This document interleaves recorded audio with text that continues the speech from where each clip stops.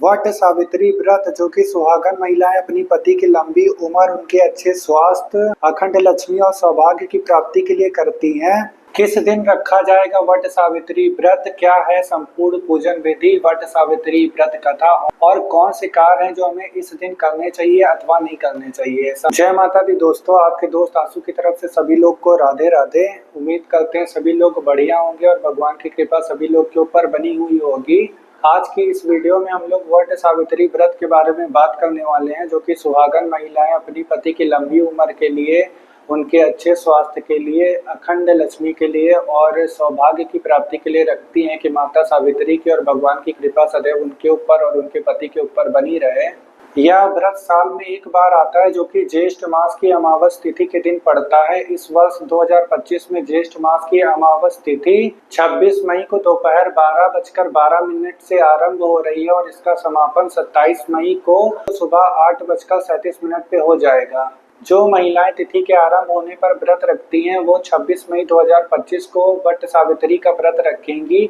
अगर पूजा अर्चना की बात करें तो वट के वृक्ष की पूजा करना इस दिन बहुत शुभ माना जाता है। वट के वृक्ष के नीचे सावित्री और सत्यवान की पूजा अवश्य करें। वट के वृक्ष के नीचे ही सावित्री जी ने सत्यवान जी के प्राण यमराज जी से वापस मांग लिए थे। इस दिन वट के वृक्ष की पूजा करना बहुत ही शुभ माना जाता है। कहा जाता है वट के वृक्ष के नीचे तीनों देवताओं का वास होता है। इसके मूल भाग में ब्रह्मा जी का वास होता है, मध्य भाग में विष्णु जी का वास होता है तथा अग्र भाग में शिव जी का वास होता है। तो अगर हम लोग वट के वृक्ष की पूजा कर रहे हैं तो हमें तीनों देवताओं का आशीर्वाद और उनकी कृपा की प्राप्ति होती है। तो इस दिन सुहागन महिलाएं वट के वृक्ष की पूजा अवश्य करें। अगर वट का वृक्ष घर के निकट ना हो तो आप वट वृक्ष के पौधे को घर में भी लाके उसकी पूजा अर्चना कर सकती हैं। अगर ये संभव नहीं है तो वट के वृक्ष की टहनी को भी लाके इसका पूजन किया जाता है। लेकिन अगर टहनी ला रहे हैं तो याद रखें पूजन के एक दिन पहले ही टहनी को लाके रख लें, और तो एक दिन पहले ही टहनी को लाके रख लें तथा अगले दिन उसका पूजन करें, क्योंकि इस व्रत के पूजन वाले दिन उसकी टहनी को काटना शास्त्रों के द्वारा वर्जित है। इस दिन वट सावित्री व्रत कथा अवश्य पढ़ें। सुहागन महिलाएं 16 श्रृंगार करके भी अपनी पूजा अर्चना को आरंभ कर सकती हैं। इस पूजन विधि में सर्वप्रथम पूजा अर्चना के पहले गौरी गणेश का पूजन होता है। गौरी माता को अधिकतर लोग गाय के गोबर से बनाते हैं, कई लोग इसे हल्दी से भी बना लेते हैं तथा गणेश जी को सुपारी में कलावा बांध के भी इनका पूजन किया जाता है गौरी गणेश का। अगर ये संभव ना हो तो चित्र लगा के भी हम लोग गौरी गणेश का पूजन कर सकते हैं। गौरी गणेश के पूजन के बाद हम लोग चावल के आटे में हल्दी मिलाकर इसका हवन बना सकते हैं।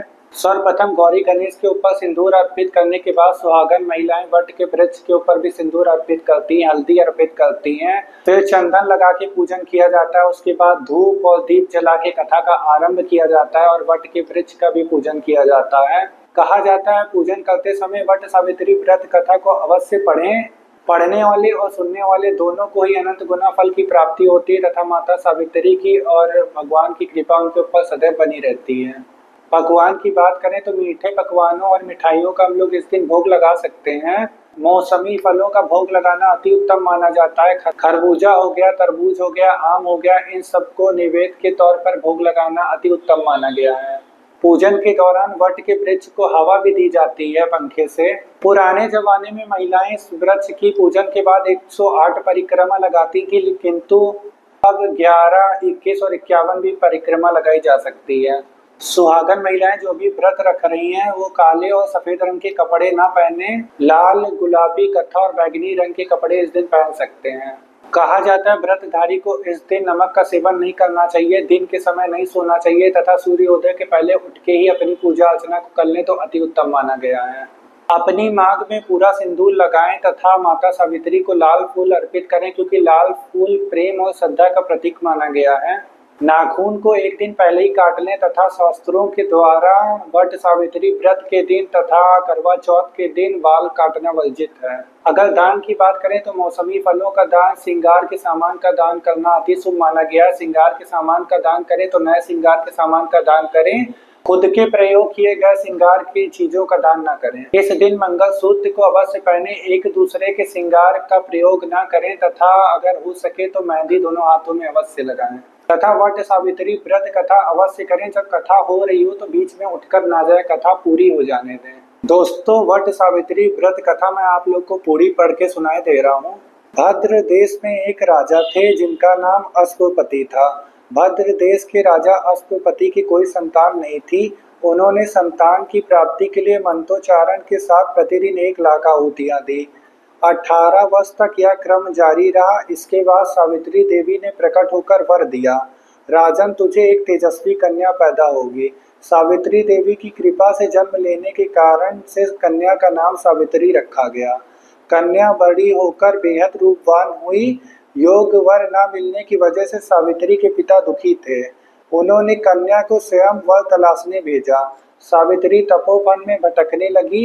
वहां साल्व देश के राजा घुमतसेन रहते थे। क्योंकि उनका राज्य किसी ने छीन लिया था, उनके पुत्र सत्यवान को देखकर सावित्री ने पति के रूप में उसका वरण किया। ऋषि राज नारद को जब यह बात पता चली तो वह राजा अश्वपति के पास पहुंचे और कहा कि हे राजन, यह क्या कर रहे हो आप? सत्यवान गुणवान है, धर्मात्मा है और बलवान भी है, पर उसकी आयु बहुत छोटी है। वह अल्प आयु है। 1 वर्ष के बाद उसकी मृत्यु हो जाएगी। ऋषि राज नारद जी की बात सुनकर राजा अश्वपति घोर चिंता में डूब गए।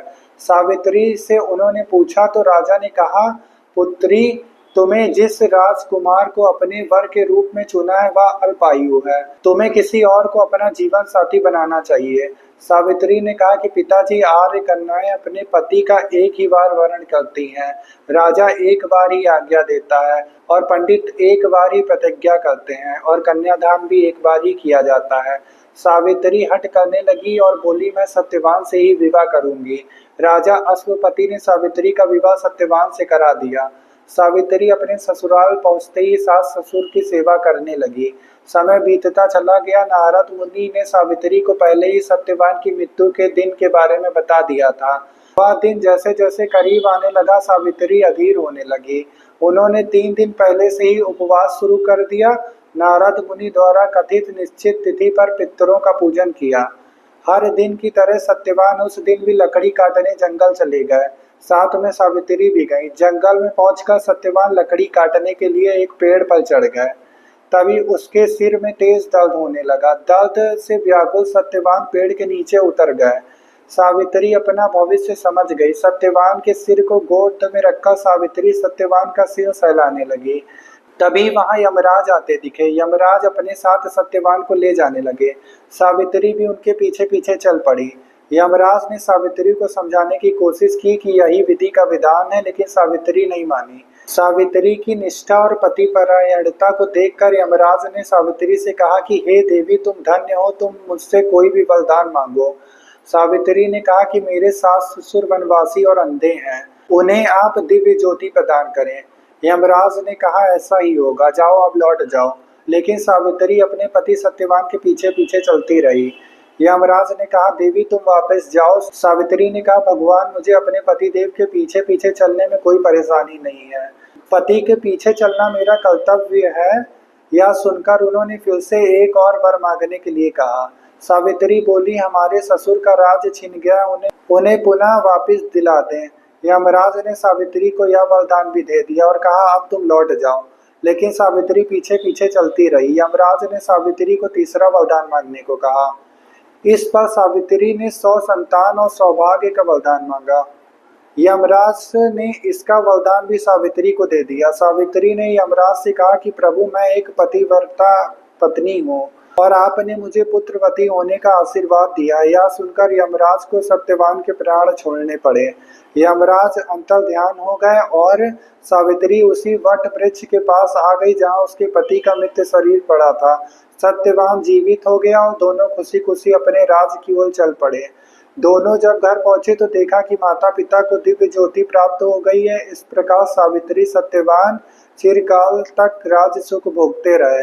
अतः पतिव्रता सावित्री के अनुरूप ही प्रथम अपने सास ससुर का उचित पूजन करने के साथ ही अन्य विधियों को आरंभ करें। वट सावित्री व्रत करने और इस कथा को सुनने से उपासक के वैवाहिक जीवन या जीवन साथी की आयु पर किसी प्रकार का अगर कोई संकट भी होता है तो वह टल जाता है। तो यही है पूरी वट सावित्री व्रत की कथा जो मैंने आपको पढ़ के सुनाई है।